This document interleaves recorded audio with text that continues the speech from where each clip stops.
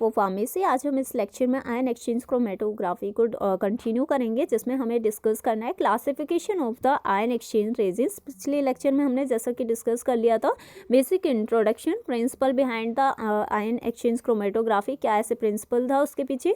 Okay, अब हम इस लेक्चर में देखेंगे क्लासिफिकेशन। अब जो आयन एक्सचेंज रेजिन्स का क्लासिफिकेशन हुआ है वो on the basis of different types किया गया है। इस तरीके से हमने 6 प्रकार से हमने क्लासीफाई किया है अपने आयन रेजिन्स को। जैसे कि फर्स्ट हमारा सोर्स ऑफ रेजिन्स हमें कहाँ से मिलेगा, कहाँ से मिला है, उसके बेस पे केमिकल नेचर क्या है, फंक्शनल ग्रुप क्या प्रेजेंट है, स्ट्रक्चरल टाइप क्या है, फिजिकल प्रॉपर्टीज क्या है, केमिकल स्ट्रक्चर क्या है।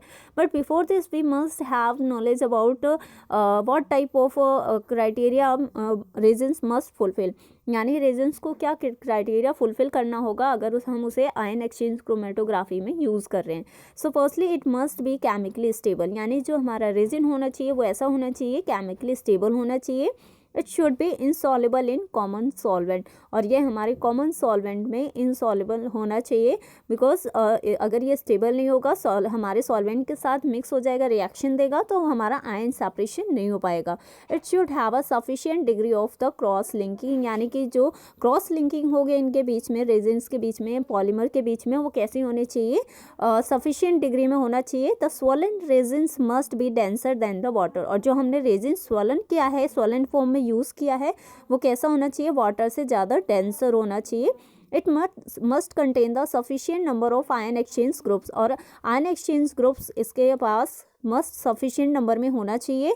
ओके, नेक्स्ट हम देखते हैं डिवाइडेड। फर्स्ट अगर हम देखते हैं based on the sources, firstly हमने बताया था कि बेस्ड ऑन सोर्सेज रेजिन्स को क्लासिफाई किया गया है, तो हमने उसे भी 2 कैटेगरी में डिवाइड किया है। एक 2 तरह के सोर्स हो सकते हैं, एक हमारा नेचुरल होता है, एक सिंथेटिक होता है। अब नेचुरल में हम अगर कैटाइन रेजिन्स की बात करें तो हमारे जियोलाइट्स क्ले हो सकता है, एनाइन हम डोलोमाइट कह सकते हैं। सिंथेटिक सोर्स क्या है, इनऑर्गेनिक और ऑर्गेनिक रेजिन्स।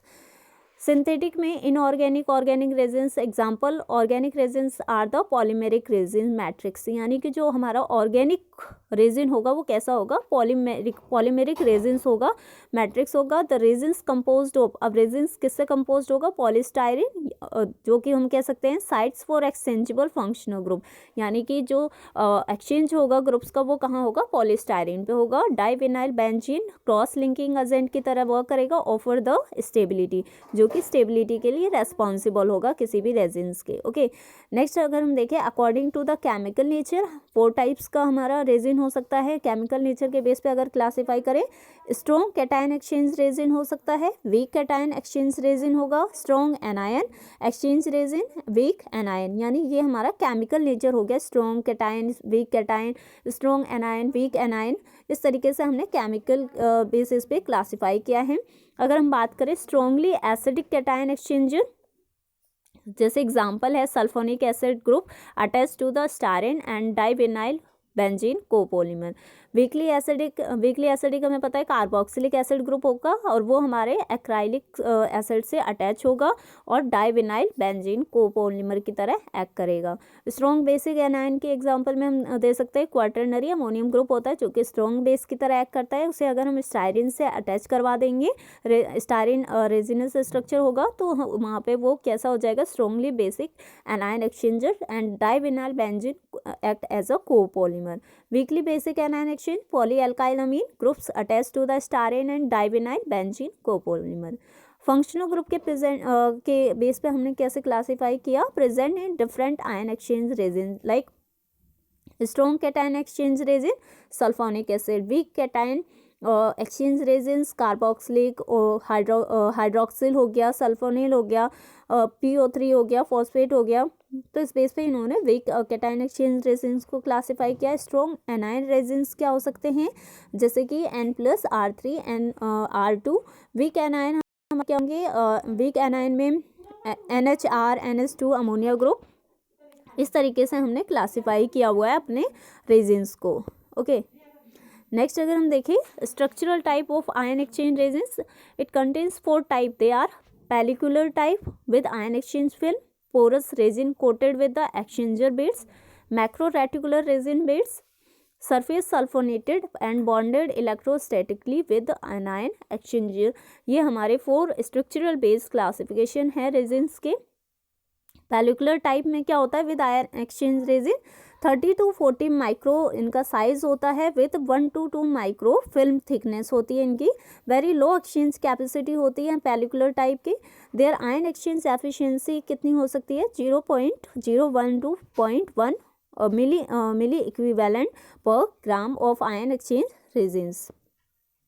नेक्स्ट अगर हम देखें porous resin coated with the exchanger beds, यानी कि पोरस रेजिन कैसा होगा, इसका साइज होगा 5 to 10 माइक्रो होगा। They are totally porous and highly efficient, मतलब पोरस होंगे काफ़ी और इनकी जो एफिशिएंसी होगी हाईली एफिशिएंसी होगी। Their exchange capacities are 0.5 to 2 milli equivalent per gram of ion exchange resins. Okay, this is diagram of the porous resin. Next हमारा macro reticular resin bed, not highly efficient, very low exchange capacity होती है इसकी। Next है हमारा surface sulphonated and bonded electrostatically with anion exchanger. The particles are sulphonated and they are bonded electrostatically with the anion exchange resin, यानी जो particles होंगे वो sulphonated होंगे और बॉन्डेड होंगे किससे, इलेक्ट्रोस्टैटिक एनायन एक्सचेंजर रेजिन से।